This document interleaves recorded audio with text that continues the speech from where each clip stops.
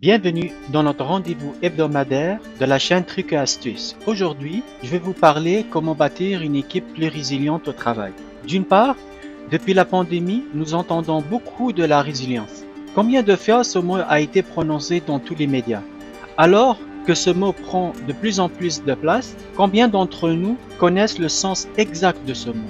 Mais aussi comment bâtir des équipes résilientes. D'autre part, cette pandémie de coronavirus a révélé la nécessité de former des équipes résilientes. La résilience nécessite un niveau d'empathie qui peut ne pas convenir naturellement à tous les membres de l'équipe. Les membres de l'équipe doivent évaluer l'état de leurs équipes, identifier les points faibles, puis proposer des stratégies qui aideront ces équipes de faire tomber les barrières et à bâtir les bases de la confiance et de la transparence. Notre rendez-vous de cette semaine propose 3 stratégies pour favoriser la résilience des équipes.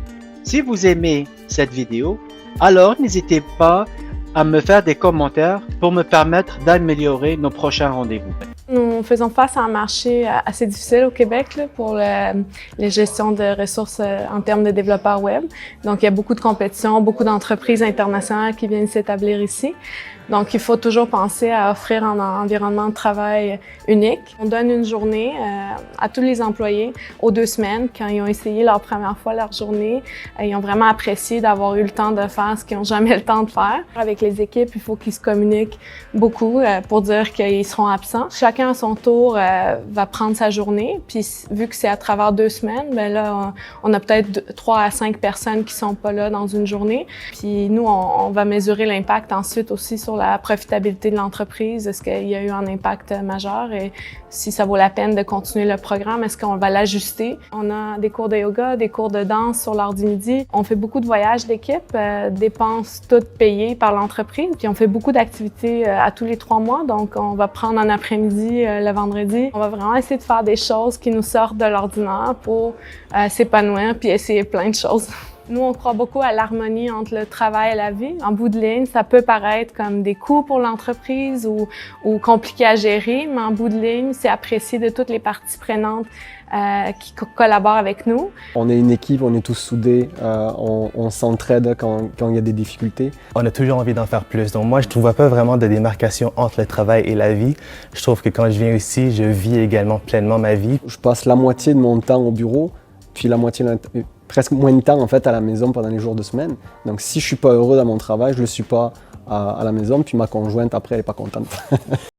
La résilience, c'est la capacité de rebondir après des revers et souvent décrite comme la différence entre les personnes qui réussissent et qui échouent. Il a été démontré que la résilience influence positivement la satisfaction au travail et l'engagement, ainsi que le bien-être général et peut réduire le niveau de la dépression.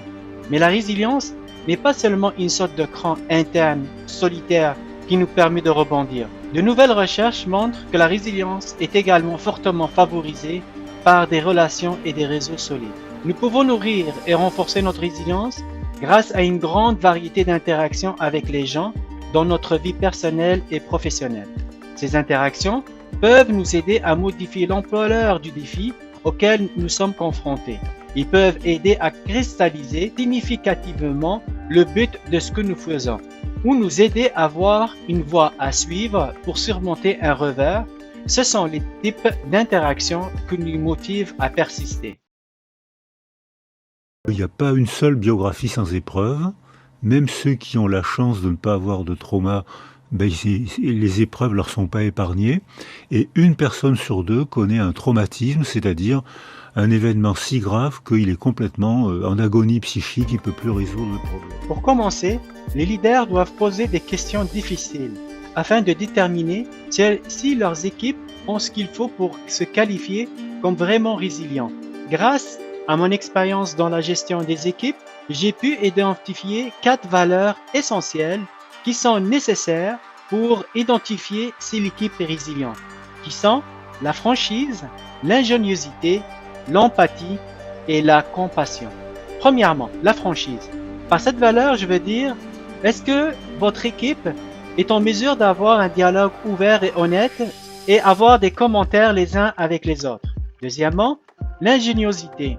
Face à des défis ou des problèmes, votre équipe peut-elle se rassembler pour élaborer des solutions créatives et efficaces. Troisièmement, l'empathie. Les membres de votre équipe se soucient-ils vraiment les uns des autres et partagent-ils à la fois le succès et l'échec? Et enfin, la compassion et l'acceptation. Votre équipe peut-elle demander et accepter l'aide des autres membres de l'équipe?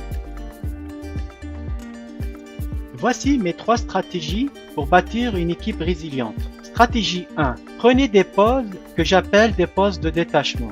Tout au long de la journée de travail, il est important de prêter attention aux pics d'énergie et de productivité que nous connaissons tous. Ce que les psychologues de la santé appellent notre ultradien horaire par opposition à nos rythmes circadiens quotidiens. Les cycles de concentration mentale, de clarté et d'énergie durent généralement entre 90 et 120 minutes. Il est donc utile de s'éloigner de notre travail même pendant quelques minutes pour initialiser l'énergie de l'attention. La preuve de cette approche peut être vue dans le travail d'Andreas Ericsson, qui a constaté que les joueurs de violon virtuoses avaient clairement défini des temps pratiques ne dépassant pas de 90 minutes, suivis de pauses entre les deux. La recherche suggère d'équilibrer l'activité de travail avec des brefs moments de repos permettant de favoriser une plus grande énergie, une plus grande clarté mentale, la créativité et la concentration qui augmentent. Finalement, notre capacité de résilience tout au long de la journée de travail. L'avantage à long terme est que nous préservons l'énergie et évitons l'épuisement professionnel au fil des jours, des semaines et des mois. Stratégie 2. Prendre le pouls régulièrement de vos équipes au niveau de l'énergie et de la charge de travail. Sondez vos équipes chaque semaine pour connaître leur énergie et la charge de travail. Le niveau d'énergie peut être une échelle de 1 faible à 5 élevé. Cet exercice simple et rapide permettra de déterminer rapidement s'il y a quelqu'un dans vos équipes qui a besoin d'attention. La résilience encourage souvent les membres de l'équipe à tracer leur parcours de leur vie, y compris les hauts et les bas, et à partager les faits saillants avec le reste de l'équipe. L'avantage à long terme est que cette pratique permettra de prévoir proactivement l'état de santé mentale de vos équipes. Stratégie 3. Cultiver la compassion et l'entraide. L'un des aspects les plus négligés de l'ensemble des compétences de résilience est la capacité de cultiver la compassion, à la fois l'autocompassion et la compassion pour les autres. Selon une recherche citée par Greater Good Science Center de l'Université de Berkeley, la compassion augmente les émotions positives, crée des relations de travail positives et augmente la coopération et la collaboration. Les programmes de formation à la compassion ont démontré, selon ces études, dans le milieu de travail, que les pratiques pour cultiver la compassion augmentent le bonheur et le bien-être et réduisent le stress. L'avantage à long terme est que la compassion et l'efficacité commerciale ne s'excluent pas mutuellement. Le succès individuel, d'équipe et organisationnel repose plutôt sur une culture de travail empreinte de compassion. Bonjour et bienvenue dans le monde de notre vie intérieure. Nous parlons aujourd'hui de la compassion. La compassion est ce sentiment qui porte à comprendre et à partager les maux d'autrui. La compassion, c'est souffrir de la souffrance de l'autre, mais c'est aussi, comme le note Fénelon, un amour qui s'afflige du mal de la personne qu'on aime. Enfin, il est désormais possible de conclure qu'un large éventail de compétences et de comportements permettant la résilience sur le milieu de travail constitue un bon retour sur l'investissement. La capacité de renforcer la résilience est une compétence qui vous servira bien dans un mode de travail de plus en plus stressant dans le contexte actuel de pandémie de COVID-19.